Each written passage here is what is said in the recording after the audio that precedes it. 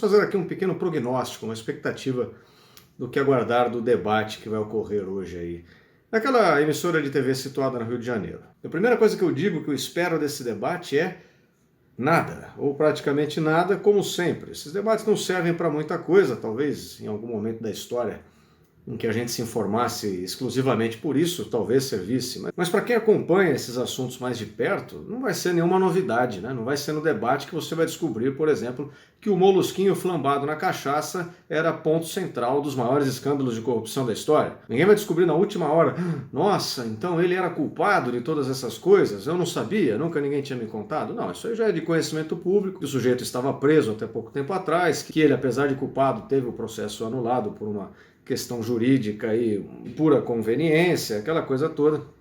Assim como o outro lado também não vai descobrir algo sobre o atual mandatário na última hora. Não, tudo é amplamente divulgado, a gente conhece a história dessas pessoas que estão envolvidas nesse processo, a gente já sabe quais delas já foram presas ou não, quais delas se comprometem a respeitar a liberdade religiosa, a liberdade de pensamento, a liberdade de expressão ou não, nós sabemos quem tem sanhas ditatoriais ou não, nós sabemos quem representa um modelo econômico falido, que é muito reproduzido aqui na América Latina, de dirigismo central, de intervenção do Estado na economia, nós sabemos quem é que tipo de pensamento leva o país para uma miséria, para a desgraça e qual não.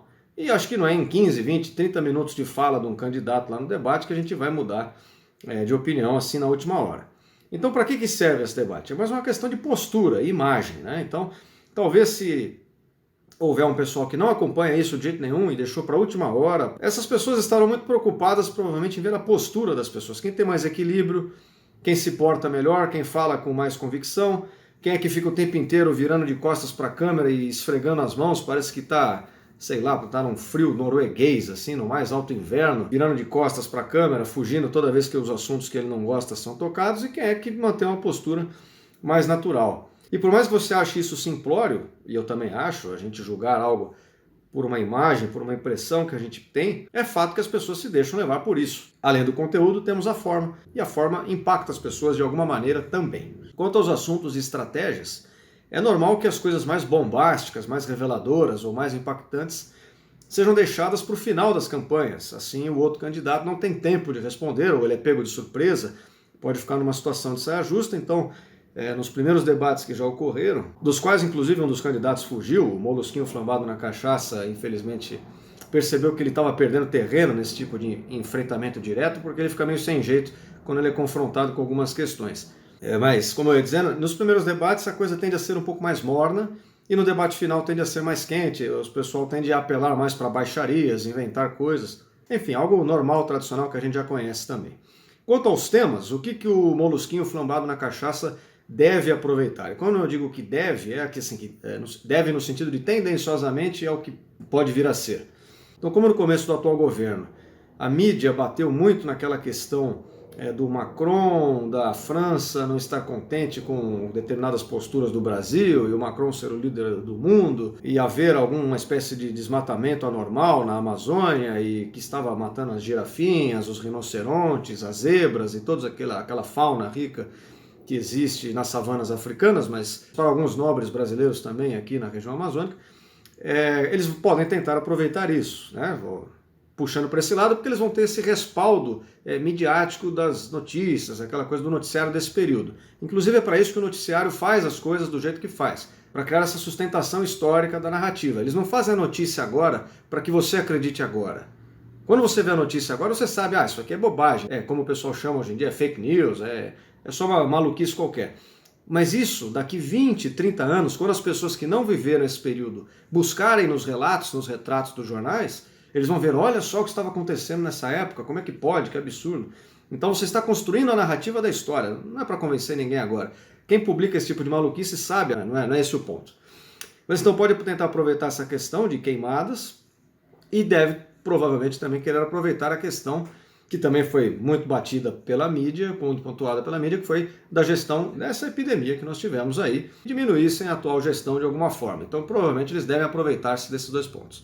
O terceiro ponto que eles podem se aproveitar é um ponto muito amplo, mas é de qualquer falsidade em geral, né? Sistematicamente, nas campanhas petistas, se aproveitam de notícias escabrosas, alegando que os seus rivais, e eu não estou falando do atual rival, até mesmo quando eles concorriam com o pessoal do PSDB, esse pessoal que hoje em dia é vice dele, eles falavam que os caras iam perseguir não sei quem, iam tirar o prato de comida da mesa das pessoas, iam tirar o dinheiro dos velhos aposentados, iam mandar prender não sei o quê, aquela coisa, aquelas mentiras de sempre. Quando foi na eleição de 14, eu me lembro bem dos caminhões de som nas ruas falando do Bolsa Família. Olha, se você votar no outro candidato, eles vão cortar o seu Bolsa Família. Aquele terrorismo que eles fazem sempre. Provavelmente isso deve acontecer hoje também. Vamos dizer aquelas coisas de sempre, né? Que o atual presidente encoxava a mãe dele no tanque, comia o gato de estimação, né? Pendurou o pai dele no varal pela cueca, batia na empregada com um taco de beisebol, aquelas coisas muito criativas que esse pessoal gosta de colocar em pauta.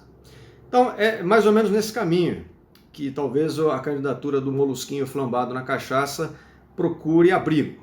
Do lado do atual mandatário, se os temas forem aqueles temas mais tradicionais, os debates que a gente tinha antigamente, ele vai se sair em vantagem na maioria deles.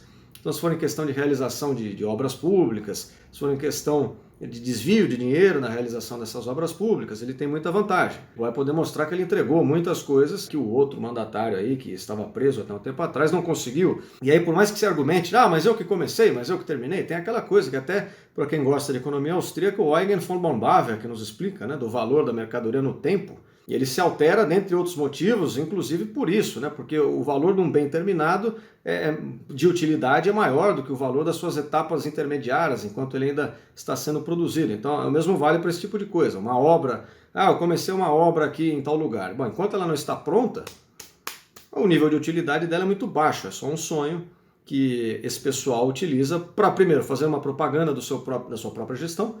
Você vai lá, inaugura, faz festa, diz que você está fazendo obras para melhorar o lugar, não precisa entregar, e não só não precisa entregar, como você enriquece com isso, né? Uma parte do dinheiro, metade, 80%, 90%, vai escoando ali para pessoas envolvidas, para empreiteiras envolvidas, toda sorte de carrapatos que gostam de sugar esse sistema. Então, nesse sentido, o atual mandatário deve levar vantagem. Outra questão que ele pode se sair bem é se o assunto descambar para a questão de segurança pública, taxa de homicídios no Brasil por 100 mil pessoas. Felizmente, esses números vêm caindo nos últimos anos. E eu digo felizmente por razões óbvias, né? Ninguém quer ser alvo desse tipo de coisa, ninguém gosta de saber que esse tipo de coisa existe. Ainda são números muito grandes, mas felizmente está havendo uma redução, pelo menos até esse momento em que eu gravo esse vídeo. Outra coisa que o atual mandatário tem de vantagem é a questão da liberdade dos discursos em todas as formas, seja na mídia ou nas contas pessoais das pessoas, nas redes sociais, mesmo em universidades, ou seja o que for.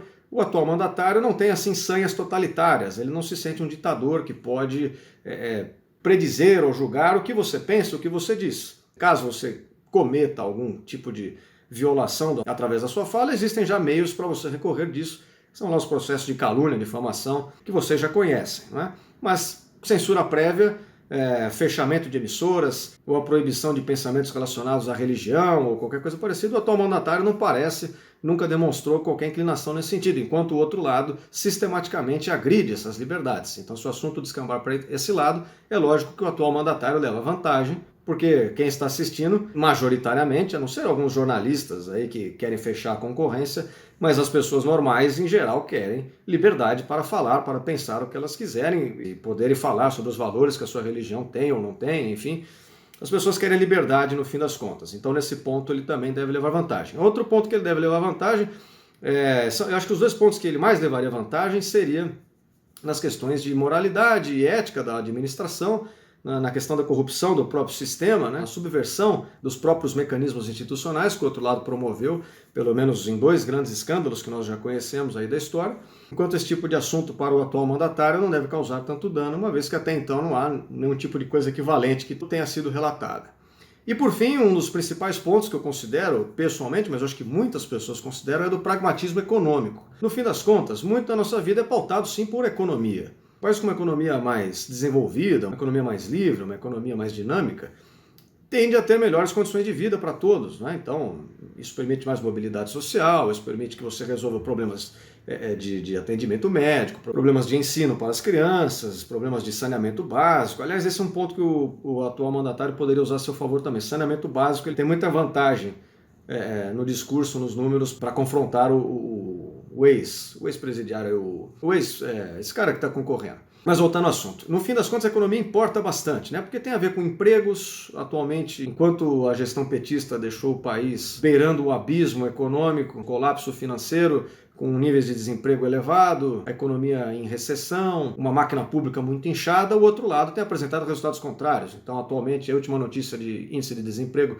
divulgada é que atualmente nós estamos nos menores patamares desde muito tempo, que nós estamos recuperando o crescimento econômico. Nós estamos ajudando a flexibilizar a economia, tirando algumas regulamentações, baixando alguns impostos, enfim, tudo aquilo que, embora o governo não seja atual, não seja exatamente o que a gente possa chamar de liberal, nossa, o livre mercado em sua essência, não, com certeza não é, mas com certeza também, em contraste com a outra opção, aí se torna muito mais, né? Enquanto um lado é muito mais radical na questão do socialismo e da gestão da economia, o outro se mostra muito mais razoável, pelo menos, tem como o mercado reage às questões de juros, de política fiscal, etc e tal. Como eu disse, não é perfeito, eu também não acho, não é com certeza o que eu tenho por ideal, mas é fato que existe uma diferença, né? No contraste se torna muito melhor.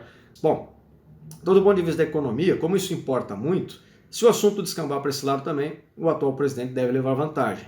Visto que, essa gestão anterior ela é mais uma das vezes em que o Brasil perdeu a oportunidade de ganhar um pouco espaço, né, nesse terreno econômico. Muito se fala da gestão do ex-presidiário, né, que houve algum crescimento econômico no começo, impulsionado pelo boom das commodities lá fora, pelo momento da economia mundial, que a economia vinha crescendo, mas mesmo assim é um crescimento abaixo da média. Você tem muitas formas de constatar que, em relação a países emergentes, em relação aos pares sul-americanos, em relação a todo tipo de coisa, infelizmente a economia do Brasil patinou muito, ela teve um crescimento muito irrisório. Por que o crescimento é menor? Porque enquanto o mundo decolava, crescendo 4% ao ano, o Brasil estava afogado aqui em mensalões, em petrolões, em desvio disso, em desvio daquilo, em um governo tentando crescer os seus tentáculos sobre a economia, regulando coisas, criando empregos em estatais e todo esse tipo de coisa, que aqui a gente sabe que é um atraso do ponto de vista econômico. Então, nessa seara também, é mais um ponto de desvantagem. Então, em resumo, o molusquinho flambado na cachaça vai ter que se focar naquilo que a mídia pode dar respaldo a ele. Então, nos últimos anos, essa questão da gestão lá da Amazônia ou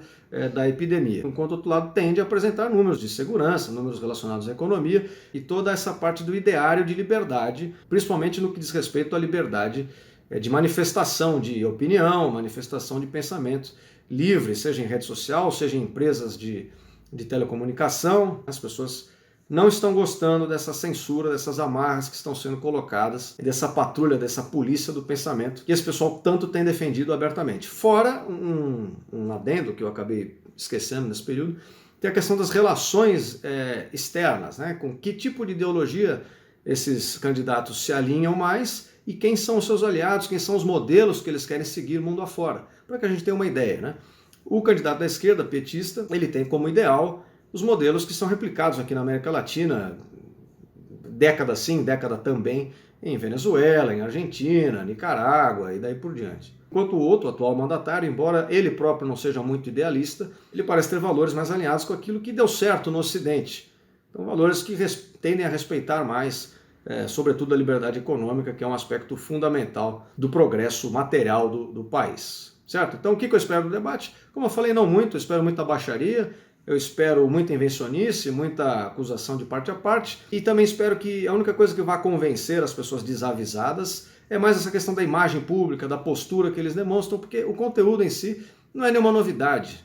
Essas pessoas divulgam todos os dias as suas ideias. Algumas delas, por exemplo, o candidato da esquerda, a gente conhece o que há 40 anos, o cara está desde os anos 80 aí falando as mesmas abobrinhas de sempre, prometendo as mesmas maluquices de sempre, contando as mesmas mentiras, defendendo os mesmos modelos falidos de sempre, defendendo as mesmas medidas totalitárias de sempre, agredindo sempre o cidadão de classe média baixa, de classe média, a classe trabalhadora de um modo geral, prometendo que vai confiscar terras, que vai aumentar imposto sobre fortuna, que vai fazer imposto sobre herança, dizendo que quer regular a mídia. Enfim, o que essas pessoas defendem nós já sabemos, não é novidade. Por isso, eu vou ficar muito atento só a essa questão da imposição, da imagem que cada um passa, quem está mais seguro, quem está mais sereno, quem é que parece um cachorrinho fugindo de apanhar, quem é que parece uma pessoa normal, e acho que é isso que eu espero. Por mais que seja uma expectativa muito baixa, realmente eu acho que é isso, não tem que esperar muita coisa, porque deve ser uma patifaria. Mas assim, bem ou mal, eu vou torcer, né, para eu estar errado e essa patifaria pelo menos ajudar a convencer as pessoas de que existe um lado muito perigoso nessa história que flerta com tudo aquilo que deu errado nas últimas décadas, no último século, e tem o lado do atual mandatário, que tenta seguir mais um caminho de normalidade. Por mais que eu não concorde com o modelo, por mais que eu deteste o sistema da forma que ele é, pelo menos se torna mais previsível, né? Certo? Então, por enquanto é isso. Esse é o meu canal pessoal. Aqui eu falo de assuntos que eu quero. Caso você queira receber mais vídeos, inscreva-se aqui no canal. Eu espero todos vocês aqui em breve. E até a próxima.